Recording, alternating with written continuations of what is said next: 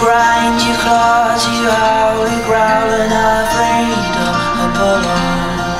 You run, you free, you climb endless trees, you reignite.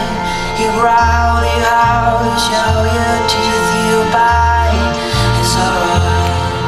You say no more. Use your eyes, the world goes and fluttered by. Use your eyes, you burn, you are. Use your eyes, the world goes and fluttered by. Use your eyes.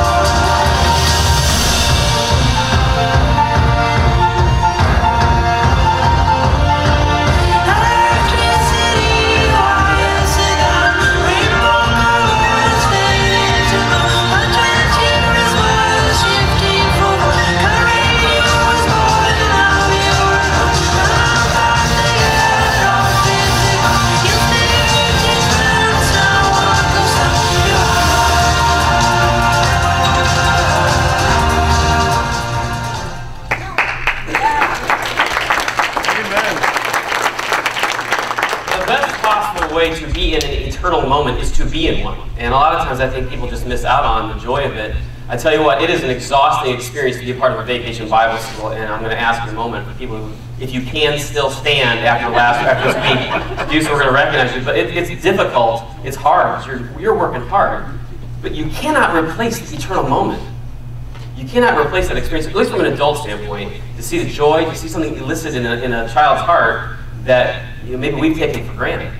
They're hearing for the very first time that God is a gigantic plan for them. And so I actually want to take a moment here to recognize that I know there's more people who are not here or downstairs with the kids. If you are a part of this week, either prior to or during the week, would you stand up here and let us recognize you for your hard work? This is a big, big deal.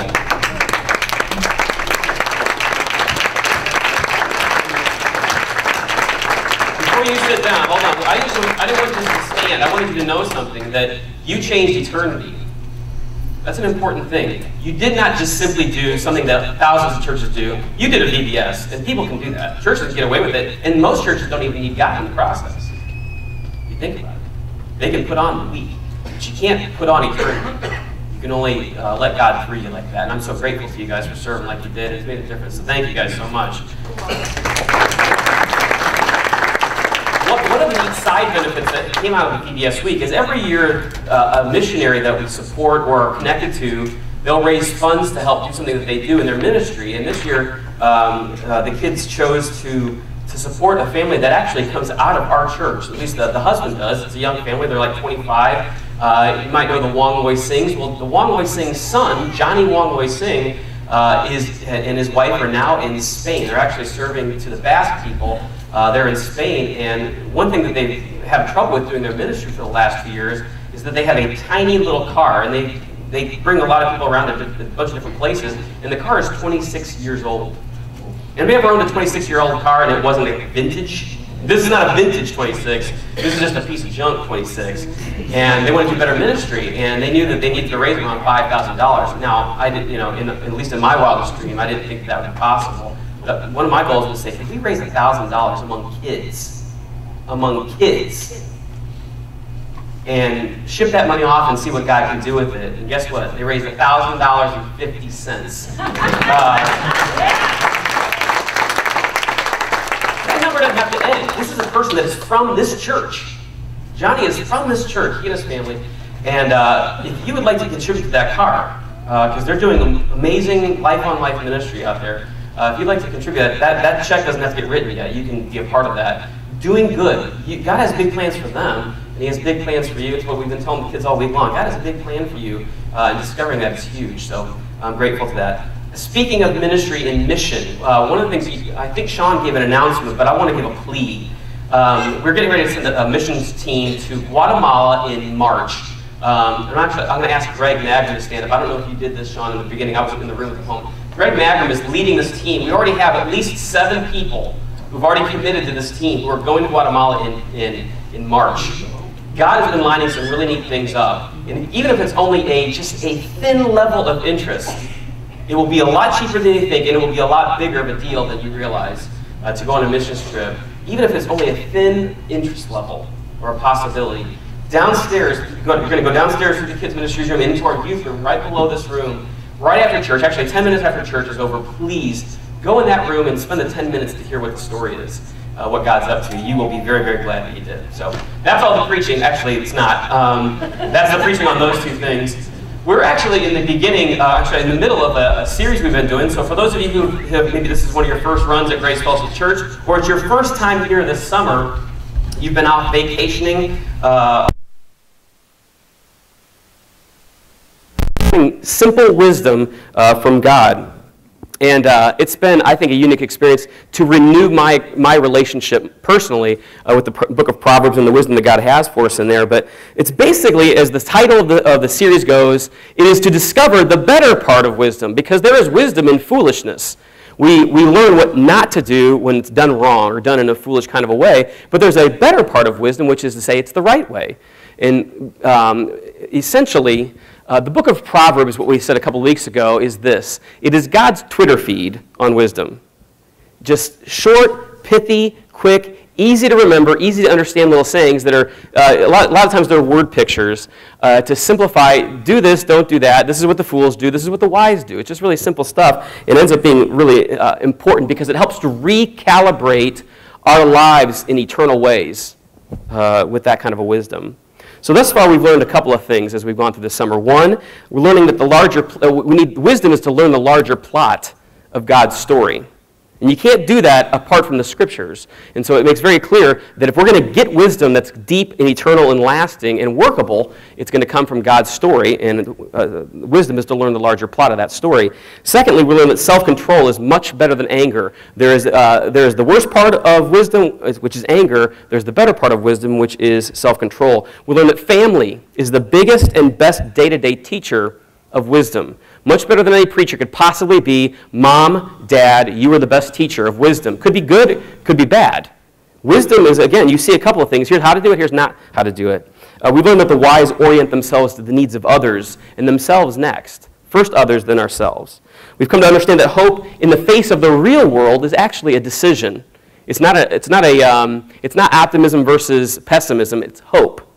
And it's a different thing, and it's a decision. It's not just a personality.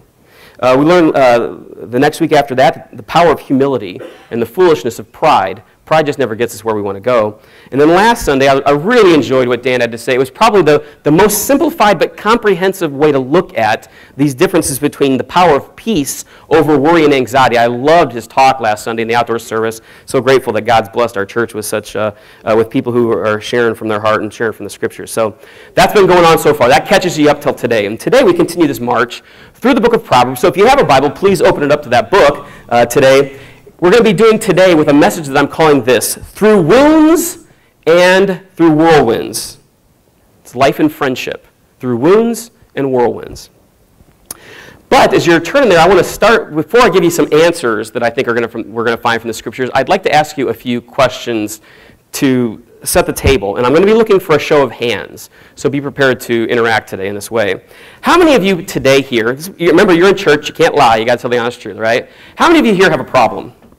Raise your hand. Got a problem right now. I got a problem today. All right.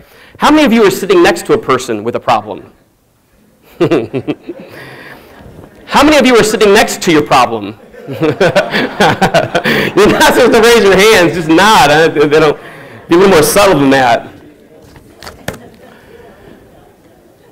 If you didn't raise your hand in any of those things and you do not have a problem, congratulations. But please, this week, call the office and we will definitely assign you a problem.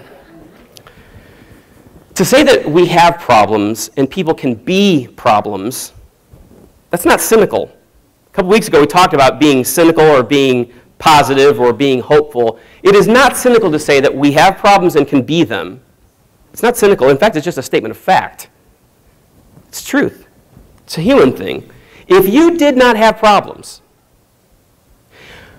nor if you did not know people who had problems, you, I can almost guarantee, would not be here today.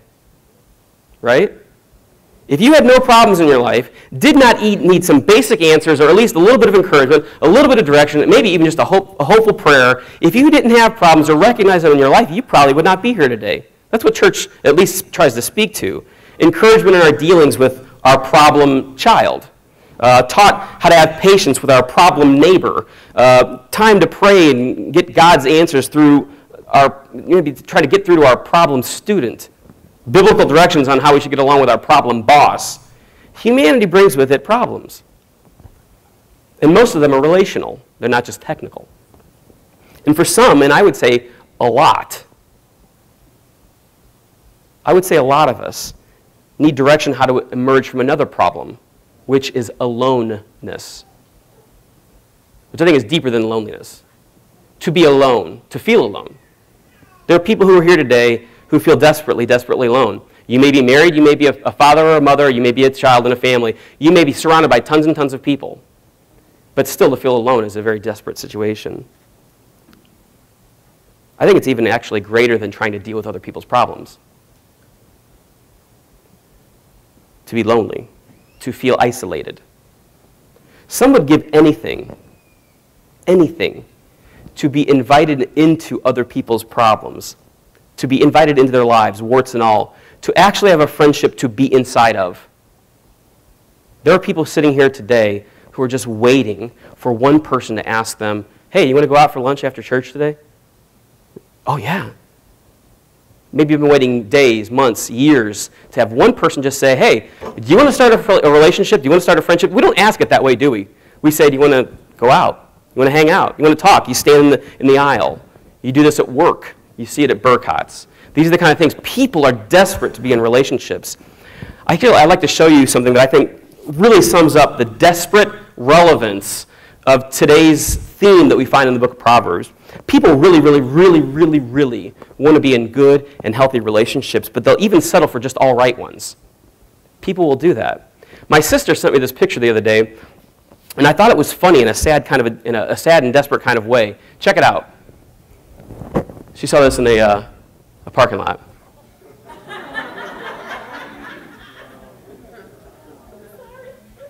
That's real stuff. It's funny and really depressing at the same time, isn't it? We see these cheesy little stick people, and it's kind of goofy, isn't it? Somebody, I'm hoping it was the guy's friend and not the guy, erased the old wife and said, hey, position's open. There's a position open.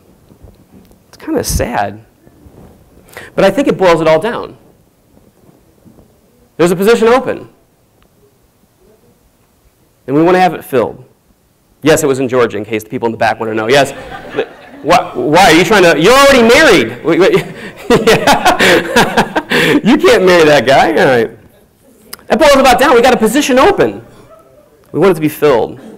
But hold on. There is, as deep as this desire for a human relationship, it's counterbalanced, though, in our experience with this concern. It's the concern that we'll expose ourselves to pain when we open ourselves up. Do you know what I'm talking about?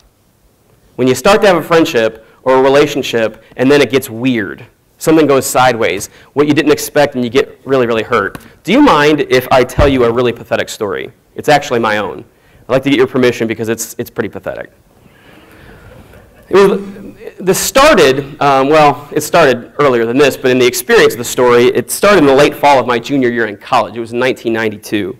And at the time, I was engaged to a girl who was not my wife. This is a different person altogether. That will matter in just a minute. But the story really begins one weekend. I went away from campus with a friend of mine, a guy I had met, and he's the same age as me, but our friendship had really begun to flourish that year as a junior. And so I went back with him a couple hours away in central Illinois. He and I went back to his home, to his family, and to spend out a 3-day weekend together. And we had a really great time. It really furthered my sense. I like this guy. I like his family. I like the way they tick. I want to do this more often. I want to get into a deeper friendship with this guy. But weekends always turn into Mondays, don't they? And so we head back to school.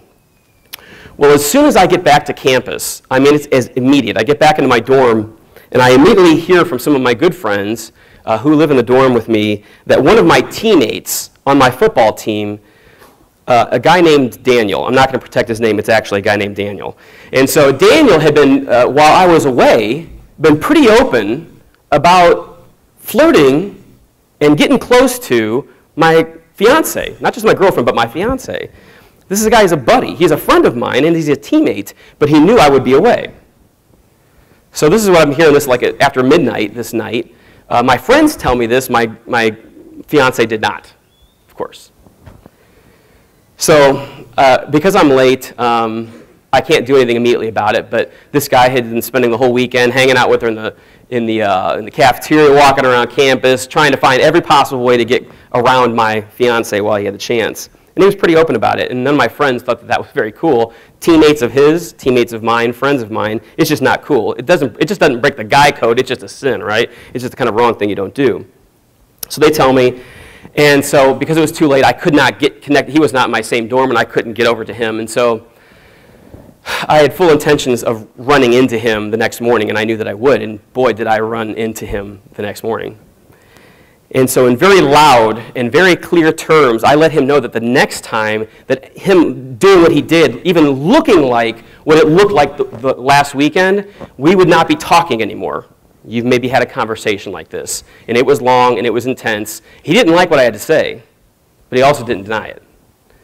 And so I'm looking him clear in the eye. When I said what I said, I'm looking him in the eye, and I said, if we're going to do this right now, we can. He didn't like what I had to say, but he walked away, and he knew I was right. It was a tense situation in my life, one of those kind of moments that you're like, ugh. Well, he knew what he had done was wrong. He made a bad play. Today, Daniel is a very influential House rep in the state of Illinois. He's actually, or I'm sorry, the state of Florida.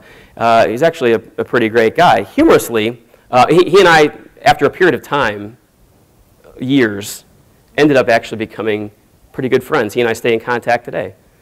Humorously, neither of us ended up with the girl. That weekend became pretty indicative of the kind of woman, or I should say girl, that this person was becoming. And so eventually this relationship, this engagement ended. Ironically, the guy whose house I went to married that girl. I know, it's pretty ironic, right? He married the girl. He hasn't talked to me since. It worked out just fine for me. He got a girl and I got a woman out of the deal.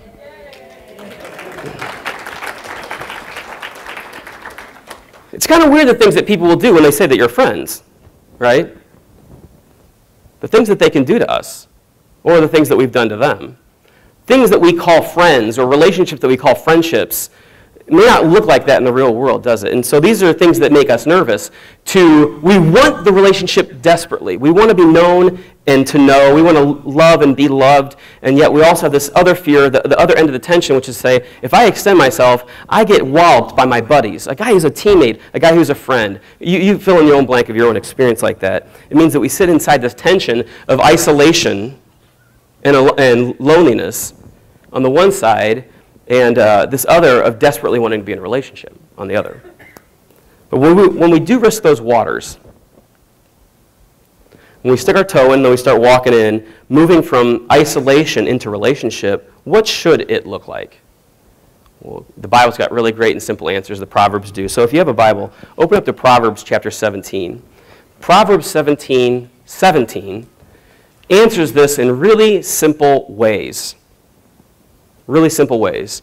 So simple, yet so difficult to put into practice, or at least not put into practice as often as it should. Proverbs 17:17. If you don't have a Bible in your lap, that's okay. You can see it up on the screen today. It says this. Actually, I want you to read it out loud. Look up on the screen. I want you to read this out loud because I want us all to be responsible for it. Sometimes I think if I say it, people just think, well, that's my opinion. When we say it out loud, we make a commitment to it. Read this out loud with me. It says, "A friend loves at all times, and a brother is born for adversity." A friend loves at all times. In the Hebrew, from which this English translation rises up out of, it reads slightly different than this, and this difference is all the world of difference. In the language that this was written in, the phrase, "one who loves at all times," actually comes before the term friend. This is a big difference. One who loves at all times is a friend. This is the definition of this word, not friend, and this is one of the actions of one. This is a big, big difference. So it would be impossible, so to speak, it would be impossible to call ourselves a friend if we did not love at all times. There's no